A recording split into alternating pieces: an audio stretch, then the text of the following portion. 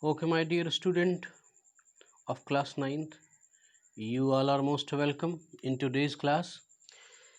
In last class, we started the exercises of chapter number 1 and few of the questions we attempted at that day. Now it's the turn of the second exercise, which said us answer the following with reference to the story. This is the second, and now we are just going to solve this exercise. Answer the following with reference to the story, यानी कुछ story से reference दिया गया है और उस पर based कुछ क्वेश्चंस हैं, तो हमें उसका आंसर करना है। तो देखिए, I wouldn't throw it away, ये एक लाइन उठाई गई है आपके लेसन से। अब इस पर बेस्ड कुछ क्वेश्चन है, तो आपको इसको देना है। ध्यान रखें, इसका आंसर देते समय चाहे तो एक लाइन बनाए, चाहे एक ही शब्द, दो शब्द में अगर आप आंसर करते हैं तो कोई प्रॉब्लम नहीं। Who say these words, who says these words, इन शब्दों को कौन कह रहा है कि I would not throw it away, इन वर्ड्स को कौन कह रहा है, इन वर्ड्स को कौन कह रहा है।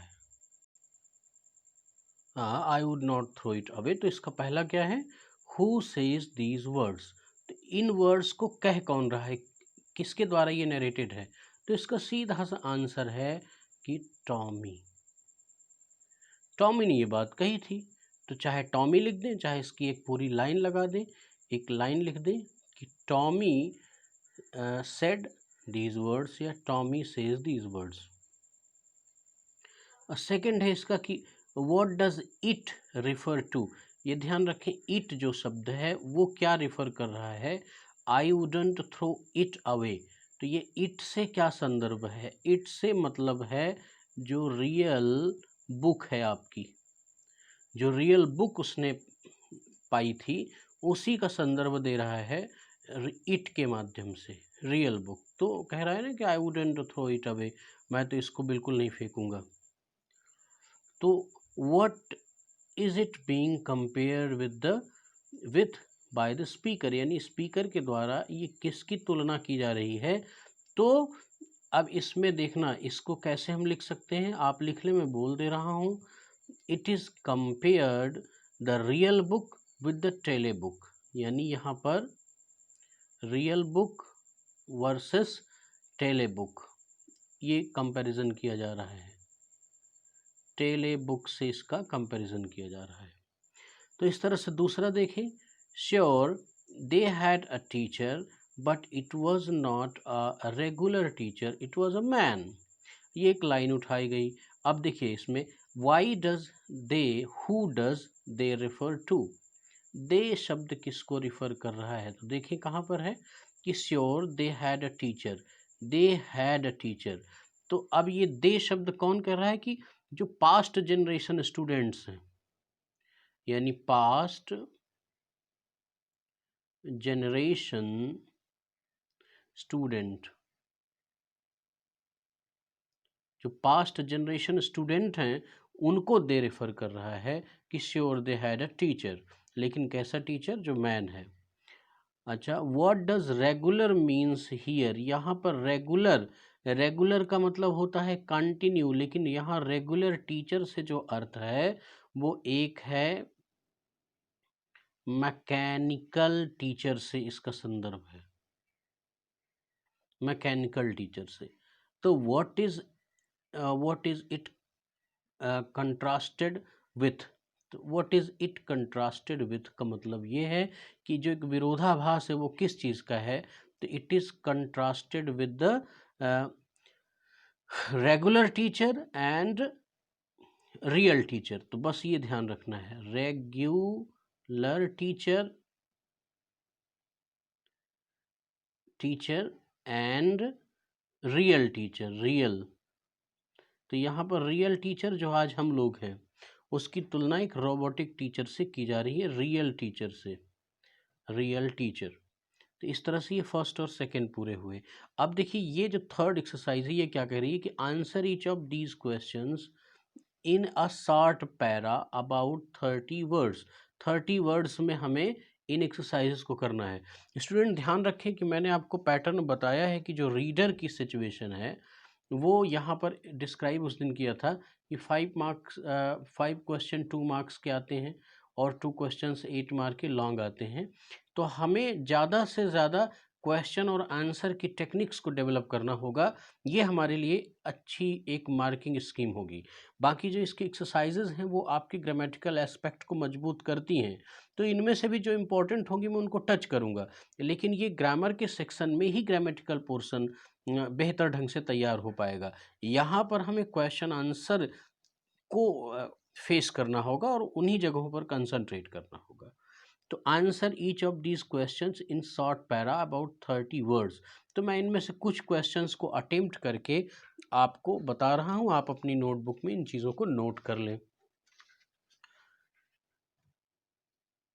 तो देखिए जैसे कि इसका क्वेश्चन नंबर 3 का फर्स्ट क्या है, what kind of teachers did मार्गी एंड टॉमी हैव। टॉमी और मार्गी के पास किस तरह का टीचर था, तो इसका आंसर लिख लें, Margie and Tommy have a regular teacher. Margie and Tommy have a regular teacher that was not a human being but it was a robotic machine.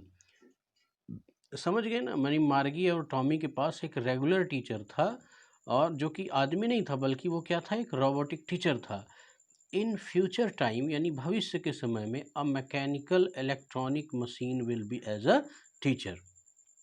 एक मैकेनिकल और जो इलेक्ट्रॉनिक मशीन है वही टीचर के रूप में होगी। तो यही इसका आंसर अगर लिख देंगे तो एनफ होगा। फिर एक अगला क्वेश्चन, मैं क्वेश्चन 2 आपको अटेम्प्ट करवा देता हूँ। क्वेश्चन नंबर 2 क्या कहता है कि why did Margie's mother send for the county inspector. County inspector क्या है, एक तरह से यहाँ पर ये इंजीनियर है, वो जो आता है और आपके रियल टीचर में अर्थात रोबोटिक टीचर में जो प्रॉब्लम होती है उसको सॉल्व करने के लिए आता है। तो मार्गी की मदर ने क्यों ये बात कही थी, अब देखिए इसका आंसर क्या होगा, the regular teacher was giving हर। यहाँ पर हर का जो संदर्भ है वो किसका है, मार्गी का। तो आप मार्गी भी लिख सकते हैं और हर से भी संबोधित कर दिए। Was giving her question so rapidly and higher level. तो मार्गी का जो टेस्ट ले रहा था टीचर, उसने क्या किया, उसको बड़ी तेजी से और हायर लेवल के क्वेश्चंस दे रहे थे। That is why Margie was not doing well. That is why Margie was not doing well in geography test. वो जोग्राफी का टेस्ट था और मार्गी बहुत अच्छा काम नहीं कर पा रही थी। तो so her mother send for county inspector to be checked if any fault in teacher. So her mother, यहाँ पर हर मदर मतलब कौन, मार्गी की मदर ने सेंड फॉर काउंटी इंस्पेक्टर यानी काउंटी इंस्पेक्टर के लिए के पास भेजा, यानी उसको चेक होने के लिए टीचर को, to be checked if any fault in teacher, अगर कोई टीचर में फॉल्ट है तो उसको सुधारा जा सके, ऐसा उसने किया।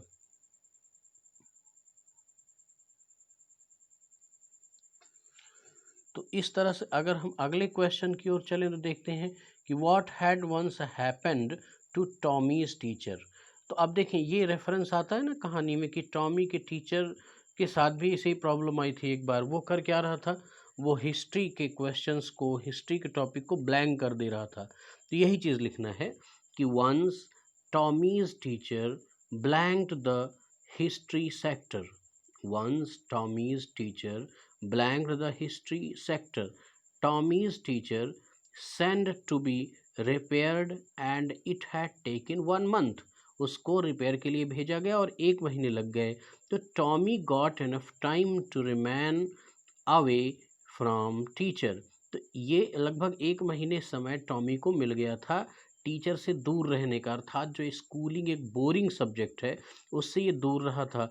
और सेम थिंग वॉज थिंकिंग, ये कौन, मार्गी, कि आप तो काउंटी इंस्पेक्टर आया है, रिपेयर होने के लिए जाएगा मेरा टीचर और मुझे भी समय मिलेगा, enough time I will get. लेकिन ऐसा हुआ नहीं, इंस्टेंटली तुरंत ही उसने क्या किया, उसको रिपेयर कर दिया। तो यही आंसर था कि यानी टॉमी के टीचर के साथ क्या हुआ था, ये चीज़ हमें बताना है। तो अब देखते हैं स्टूडेंट, इसमें से कुछ और क्वेश्चंस अटेम्प्ट कर लेते हैं। तो तीसरा और चौथा क्वेश्चन आपको खुद ही अटेम्प्ट करना होगा, उसको आप कर लीजिएगा। मैं आपको एक आंसर लिख देता हूँ, छठवां, ये सिक्स्थ आंसर, ये ठीक है। और दो आंसर और बचेंगे, फिर उनको भी देखते हैं। Did Margie have regular days and hours for school? If so why? Did Margie have regular days and hours for school? Schooling के लिए यानी पढ़ने के लिए क्या मार्गी के पास रेगुलर टाइम और उसका टाइम टेबल शेड्यूल फिक्स था?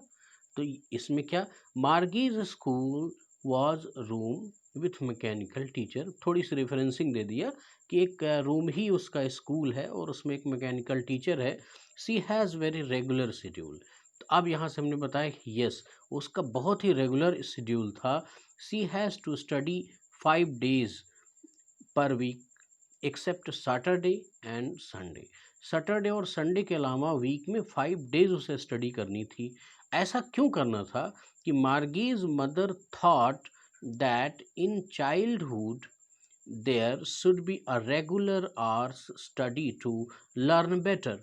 और ऐसा इसलिए था कि जो मार्गी की माँ थी वो सोचती थी कि बच्चे जो है ना बचपन में, या बच्चों को अगर फिक्स और रेगुलर आवर्स में फिक्स शेड्यूल में स्टडी ना करवाई गई तो बहुत अच्छा नहीं पढ़ पाएंगे। तो इसलिए ये चीज़ कहा गया कि उनको रेगुलर आवर में स्टडी करनी चाहिए।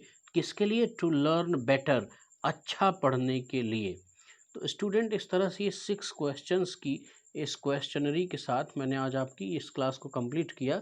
बाकी के जो भी सवाल हैं वो अगली क्लास में मैं आपके सामने लेके आऊँगा। तब तक के लिए थैंक यू वेरी मच।